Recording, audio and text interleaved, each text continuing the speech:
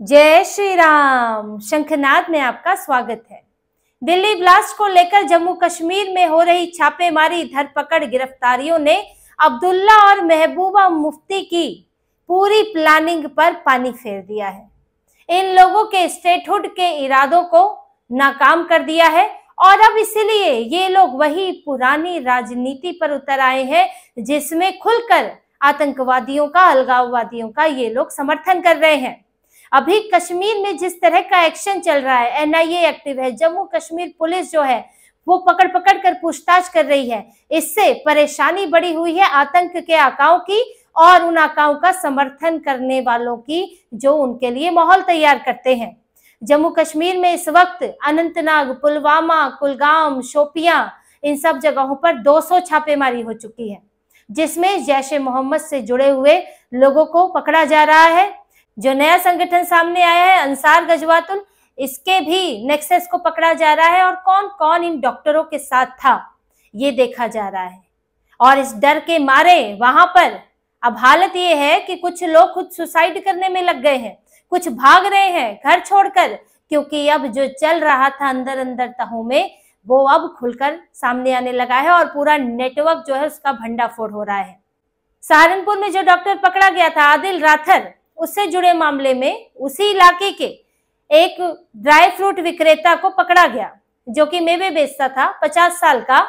और जब उसे पकड़ा गया उसके बेटे जसीर बिलाल को पकड़ा गया और उसके घर से एक व्यक्ति को और पकड़कर पूछताछ की गई। तो जसीर बिलाल को तो अपने पास ही रखा, लेकिन उस ड्राई फ्रूट वाले को छोड़ दिया। और जब छोड़ दिया तो उसने आत्मदाह कर लिया और अब कहा जाने लगा कि ये तो डर के मारे किया गया है, पूछताछ हो रही है। लेकिन उसके बेटे ने देखिए क्या काम करता था। उसका बेटा ये जो उमर मोहम्मद, जिसने लाल किले के पास खुद को उड़ा लिया, उसको टेक्निकल सपोर्ट देता था, विस्फोट के लिए ड्रोन को मॉडिफाई किया करता था। ये सारे जो अपनी काबिलियत है ये सारी की सारी आतंकवाद में ही दिखा रहे हैं, सारी काबिलियत। और दिख रहा है कि इन लोगों का मकसद क्या है। अब ऐसे में डर के मारे तुमको ये डर है कि क्या क्या तुमसे राज उगलवा लेंगे और तुम्हारा परिवार कितने अंदर तक फंस जाएगा। तो अगर तुम अपनी जान ही लेना चाहोगे तो उसके लिए जांच एजेंसियां जिम्मेदार नहीं है, उसके लिए तुम खुद जिम्मेदार हो। जैसे कि पूरे डॉक्टर्स जो हैं जिनको यहाँ पर क्या समस्या थी, आपको कश्मीर में पढ़ने को मिला, आपको उसके बाद भारत के दूसरे इलाकों में आप गए, वहां पढ़ने को मिला, आपको नौकरी मिली, एक सम्मानजनक पेशा, और आप अच्छा खासा कमा भी रहे हैं, लेकिन आपको फिर भी आतंकवाद करना है, फिर भी आपको ये मजहब की लड़ाई ही लड़नी है।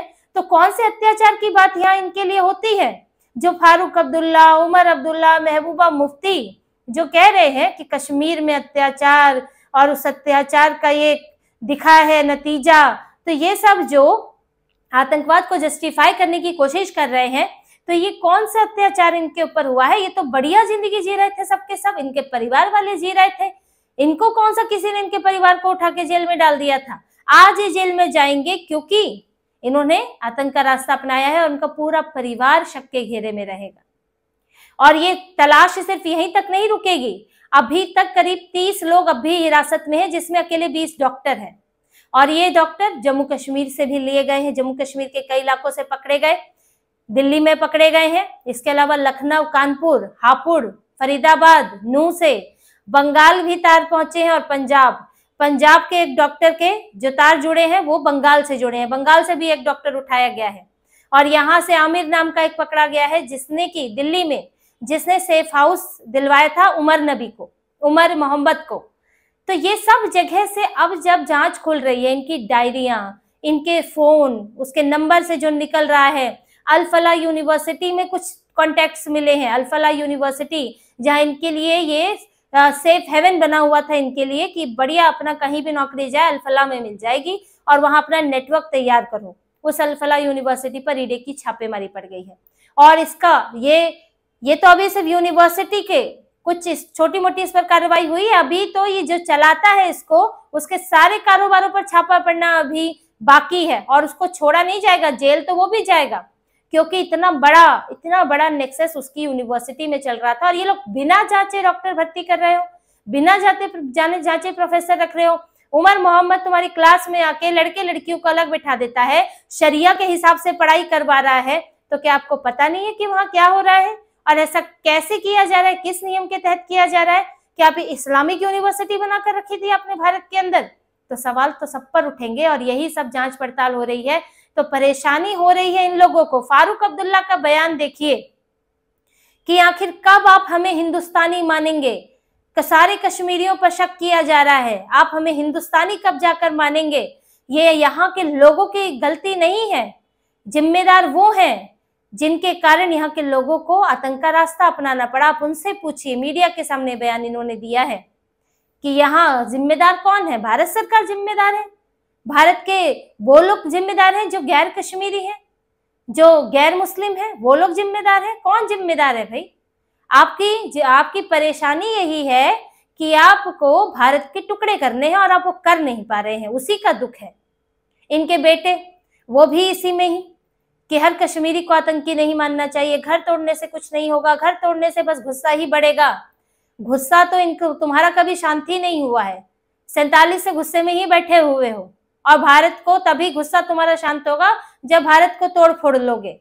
महबूबा मुफ्ती भी इसी राह पर हैं, वो भी, उनका बयान तो एक कदम और आगे बढ़ गया। उन्होंने कहा कि लाल किले के सामने कश्मीर का गुस्सा निकला है, जो कश्मीर में हो रहा है वो उसकी प्रतिक्रिया है। कांग्रेस के नेता हुसैन दलवाई, उनका भी यही कहना है कि कश्मीर में जो अन्याय हो रहा है ये उसकी प्रतिक्रिया है। अब ये अन्याय इनको हो रहा है और कांग्रेस बताए कि क्या अन्याय हो रहा है। कांग्रेस के नेता जो वहां पर ये बातें कर रहे हैं, कांग्रेस के ही समय पर वहां पर सेना लगी है, कांग्रेस के समय पर वहां आतंकवाद शुरू हुआ, कांग्रेस के समय पे 370 लगा। तो आखिर अन्याय किसने किया है भाई? तुम्हारी ही सरकारें थी। अब सरकार क्या अन्याय करे? क्या ऐसा नया वहां पर हो रहा है? 370 हट गया, वहां यूटी बन गया है, सेना जैसे थी वो वैसे ही है। तो क्या अलग ऐसा हो रहा है जो कांग्रेस नहीं कर रही थी? बल्कि कांग्रेस के समय पर जितने ब्लास्ट हुए हैं, जो हालत थी, बुरहान वानी हीरो हुआ करता था, जनाजे निकले करते थे इन लोगों के, और वहां पर अनंतनाग में कैसे जो भक्त जाते थे, वहां पर हिंदू जाते थे दर्शन करने के लिए महादेव के, उनके ऊपर क्या होता था? गोलियां चल जाती थी। कितनी बार ऐसा हुआ है। ये लोग भाईचारे की आज बात करते हैं कि पहले भाईचारा हुआ करता था। ये बयान है इनकी महबूबा मुफ्ती के कि पहले यहाँ पर हिंदू मुस्लिम सिख ईसाई भाईचारे से रहते थे। कहाँ भाईचारे से रहते थे? 89-90 में कहाँ गया था भाईचारा? जब वहां पर हिंदुओं का नरसंहार हुआ था, हिंदू सिख मारे गए थे, और हिंदुओं में जो पंडित कहते हैं, सिर्फ पंडित नहीं थे, दलित भी मारे गए थे, हर जाति का आदमी वहां मारा गया, नरसंहार हुआ, लाखों हिंदू मारे गए, आपने उनको वहां से निकाल दिया, और वहीं से आतंकवाद की नींव पड़ी कि बिट्टा कराटे जैसा आदमी वहां पर इतने लोगों को मार के आराम से इंटरव्यू दे रहा है और उसे कोई पकड़ने वाला नहीं है।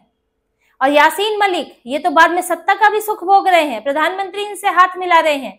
ये लोग सब खूनी लोग, और इन्होंने क्या किया?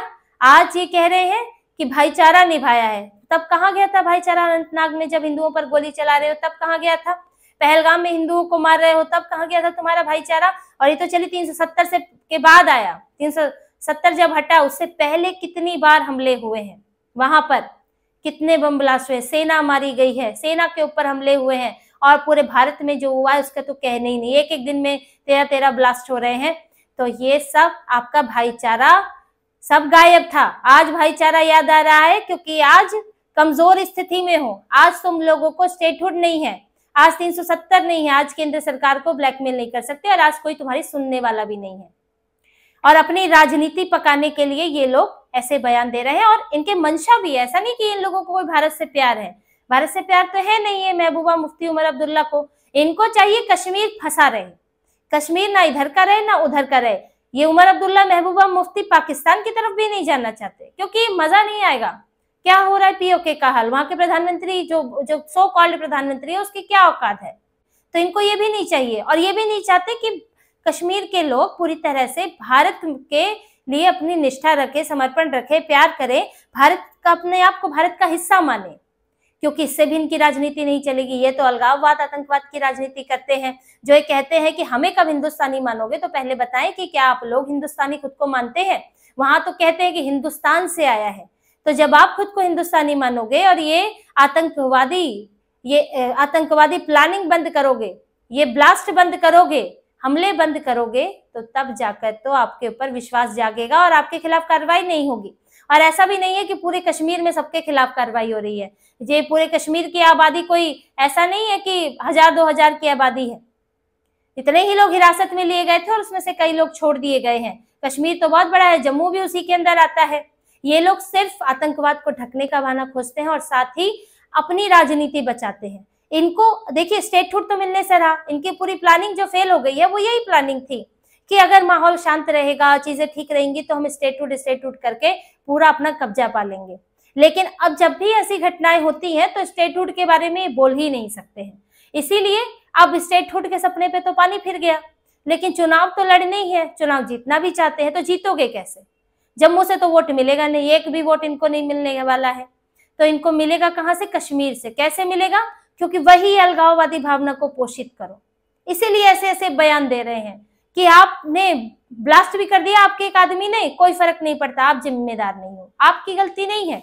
गलती तो भारत सरकार की है, गलती भारत के लोगों की है कि वो आपको बेहतर माहौल बनाने की कोशिश कर रहे हैं और यहाँ पर आतंकवाद को खत्म करने की कोशिश कर रहे हैं। ये सही चीजें नहीं बताएंगे, ये वही भावनाएं जागृत रखेंगे और यही दिखाएंगे कि भारत दुश्मन है और हम उस दुश्मन से आपको बचा रहे हैं। इस तरह से आप हमें वोट दें, कभी मुफ्ती को दे दें, कभी अब्दुल्ला को दे दें और ये लोग यहाँ राजा बन के अपने मौज काटते रहे। ताकत अभी पावर कम है लेकिन कुर्सी तो है, सुख सुविधाएं तो है, तो वही उठाते रहे।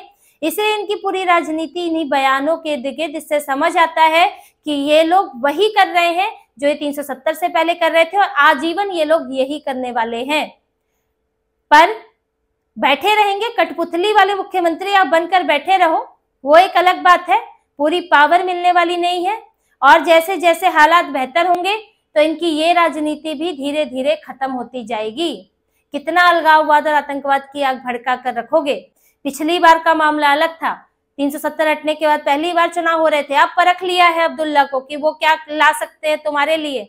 अब हो सकता है मुफ्ती को मौका दे, लेकिन कब तक इनके बीच में बारी बारी से मौका आएगा? कभी तो इनमें दोनों में कहीं ना कहीं कुछ बटेगा और तब इनकी राजनीति उसी दिन खत्म हो जाएगी। यहाँ पर बस ये दिन गिन रहे हैं कि बस किसी वक्त हम जो है कब तक जो है सत्ता का सुख उठा सकते हैं, लेकिन कुर्सी तो इनकी जाएगी, आज नहीं तो कल।